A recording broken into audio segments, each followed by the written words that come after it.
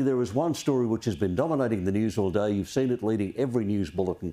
And it appears that when Donald Trump comes into power in about 3 weeks' time, on one of the big items on his list is going to have to be tackling terrorism because of this horrific incident that has happened in New Orleans, which is the way they pronounce it there, where you've had the car driving into people, 15 people dead. This Shamsuddin Jabbar has had a gun, he's had explosives. What's happening at the moment? He is dead. He died in the attack. He was shot by police. But they're trying to work out now, the FBI is trying to work out if he's part of a gang, if there is a larger terrorist cell. And the answer is they don't know at the moment. At the same time, there was another event which happened in Las Vegas. Is it also a terrorist event? Is it connected, is the question that everyone is asking. In Las Vegas, there was a truck, a cyber truck, which exploded, appeared to be filled with cans of petrol and fireworks. It went up in an amazing sort of burst of flame, killed the driver. It seemed to be wired so that it would explode. So was this meant to be a terrorist attack? And if so, was it coordinating with the attack in New Orleans? Many aspects of this have been discussed in the course of the day. It seems to me there's one we still need to ask, and that is this unavoidable? Can we, in this day and age, given the level of terrorism that exists in the world around us and the fact that Western civilization appears to be the target, can we avoid it? Is it preventable in some sort of way? Lucy, let me start with you.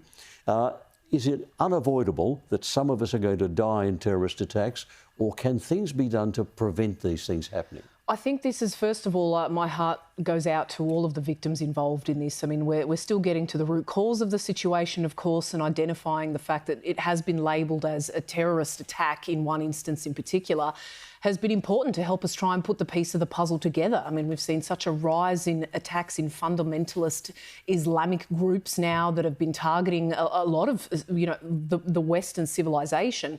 And I don't know that it's unavoidable. I think we've reached a situation as difficult as it is to acknowledge where the damage has already been done, right? And so what is the damage? What's the damage that's been done so far? Well, we're seeing the result of it now, all of these terrorist attacks. 45,000 plus terrorist attacks across Europe in the last decade have all been attributed to the Islamist fundamentalist movement, right? This extreme radicalist movement that has been designed to wage war on the Western world. And it's terrifying, right? And I think we all rightly feel terrified. My cousin actually was staying at the Trump Tower in Las Vegas. So I managed to get him on air today to have a chat to him. The sheer terror in his voice, because he said, we didn't know what it was. We were barricading the door. We didn't know if it was a shooter on the loose because of these attacks that have occurred in America so frequently now. We've almost very sadly become immune to it, right? But when they started to put the pieces of the puzzle together, all via social media and news reports that they were glued to within their room, they started to realise again, that this is something that's very concerning at the forefront of people's minds.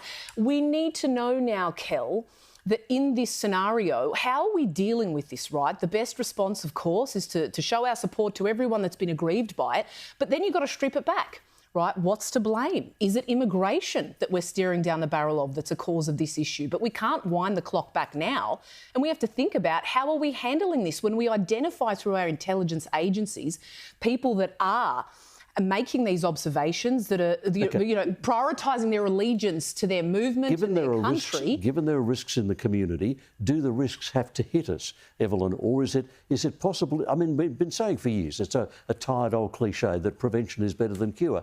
Can we? The risk is there. Can we prevent the risk turning into an attack? I certainly think we can do a lot better than what we have been doing thus far. But like Lucy said, the bulk of the damage has been done. And so now we have to, as a nation and as collective nations, because let's be honest, this is mostly happening in the Western world. You only have to look at statistics but that's where it's happening, the bulk of it's happening. So we have to, figure out how to move forward from here. I've just written some statistics down here. From December the 21st to December the 27th, this year alone, there were 21 attacks, terrorist attacks, in 10 countries, killing 115 people and wounding 58 others, and that included one suicide blast. That is literally from the 21st of December till the 27th of December. We are in catastrophic levels. We know